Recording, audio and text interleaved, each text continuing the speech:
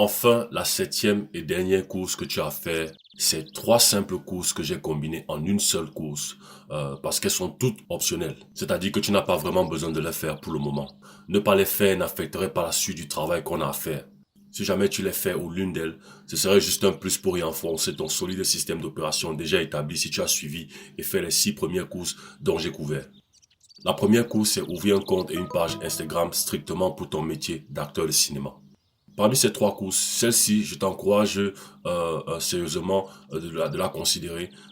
Ceux qui peuvent le faire, euh, c'est une autre forme de notification professionnelle visuelle pour informer les personnes concernées dans le domaine de l'industrie du cinéma camerounais et africain de ton travail. Complètement et totalement différent de faire la promotion. Je reviendrai sur ces différences-là plus tard dans le guide. C'est-à-dire que c'est pas toutes les personnes de l'industrie dès le début, surtout au début quand tu vas commencer, c'est pas tout le monde qui aura la pensée de souscrire à ta page.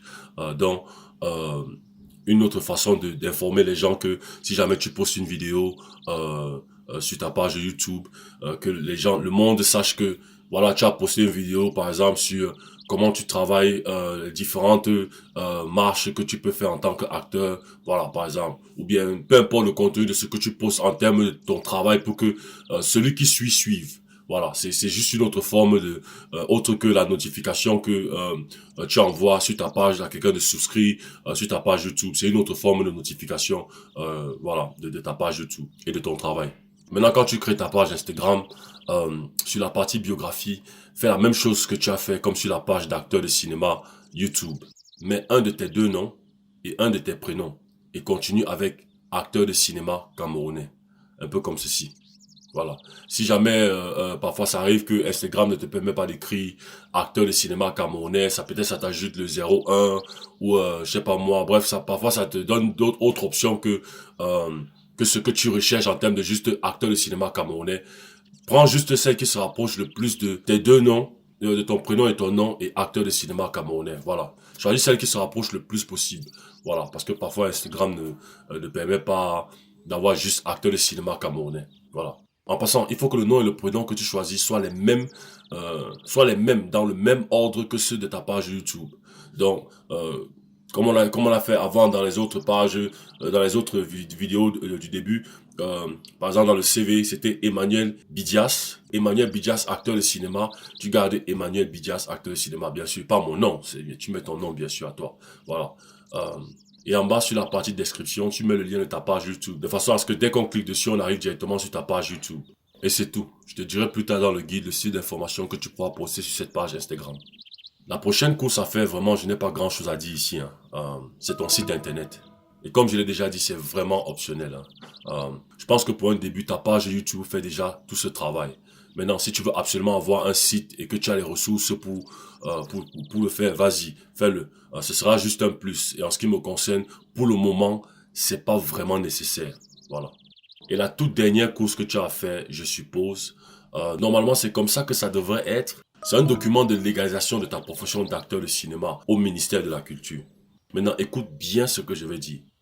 Actuellement, il n'y a pas vraiment de transparence de communication du ministère de la Culture au public dans le sujet de la paperasse à faire pour confirmer ta profession d'acteur de cinéma. Maintenant, si tu veux aller de toi-même, si tu vas aller de toi-même au ministère pour prendre des informations dessus, vas-y, fais-le.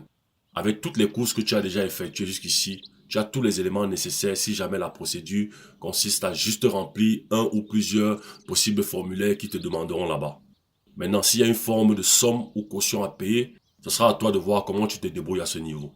Mais en ce qui me concerne, pour une industrie qui n'est pas encore professionnelle au Cameroun et dont le support de son développement se fait très peu ressentir par les responsables du ministère de la Culture, en ce qui me concerne, ce n'est pas une course absolument nécessaire pour le moment. Tu la fais si tu veux la faire, hein. Mais tu n'as pas besoin. Nous, dans la communauté cinématographique, on n'a que besoin de nous pour créer nos œuvres et générer une grande économie qui procurera beaucoup de jobs aux gens. Ce n'est que de nous que tout va se faire et se créer. Hollywood n'a jamais eu besoin des membres du gouvernement pour créer. Un peintre n'a que besoin de son pinceau et de quoi peindre dessus, c'est tout. C'est même ces mêmes membres du gouvernement qui eux-mêmes encore plus tard ont besoin de services de Hollywood pour des promotions de campagne électorale et ce genre de choses. Voilà. Donc, Peut-être une fois que notre industrie professionnelle commencera à se dessiner, les personnes du ministère de la Culture trouveront le moyen de communiquer mieux à ce sujet. Mais pour maintenant, tu n'as vraiment pas, mais vraiment pas besoin de faire cette course. Tout ce que je couvrirai dans ce guide, c'est les éléments que toi seul tu peux contrôler. Et en ce qui me concerne, tu as déjà fait tout le nécessaire dont tu as besoin pour travailler dans n'importe quelle industrie de cinéma dans le monde entier. Tu as déjà professionnalisé ton métier d'acteur de cinéma et tu peux maintenant avancer et te concentrer entièrement sur la prochaine étape et partie la plus fun que les vrais acteurs de cinéma adorent explorer. Ceci marque donc finalement la fin des courses que tu as à faire, mais sache qu'on reparlera de chacune d'elles en détail dans la suite du guide. Voilà, cet espace-ci représentera un peu ton, comme j'ai dit au début de la première vidéo du bureau, ton bureau. Ça représentera ton bureau. C'est-à-dire la raison pour laquelle j'ai mis une table, c'est parce que il y a beaucoup de travail que tu vas devoir faire autre que le travail d'acteur, c'est-à-dire où tu performes, où tu utilises ton corps, voilà, ton corps pour travailler. Il y aura un travail de paperasse. Il y aura un travail quand on discutera par rapport aux emails, comment envoyer les emails aux producteurs ou à des maisons, à des studios de production par rapport à des possibles castings ou par rapport à qui regarde ta page YouTube et voir les différentes choses que tu peux offrir en tant qu'acteur, la façon dont tu travailles. Bref, t'introduis un peu dans l'industrie, que ce soit au Cameroun, que ce soit en Afrique, que ce soit en Europe, que ce soit aux États-Unis, parce que tu vas envoyer les emails partout. Voilà. Et le fait de présenter un peu une table, ça va être ça représente un peu le travail. Donc c'est pour que tu te mettes devant ta table. Il y aura, si tu as ton ordinateur, tu te mets à travailler devant ton ordinateur. Et voilà, par exemple en termes d'envoyer les emails, comme j'ai dit tantôt. Voilà à peu près toutes les courses que tu as fait. Comme je l'ai dit tantôt, ces courses ne sont pas obligées d'être faites en ordre. Mais ça peut arriver qu'il y ait certaines courses que tu dois absolument faire avant de faire d'autres. Comme par exemple, tu ne peux pas vraiment faire ton CV d'acteur de cinéma si tu n'as pas encore ouvert ton adresse email et acheté ton téléphone, tu auras quoi avec ta puce.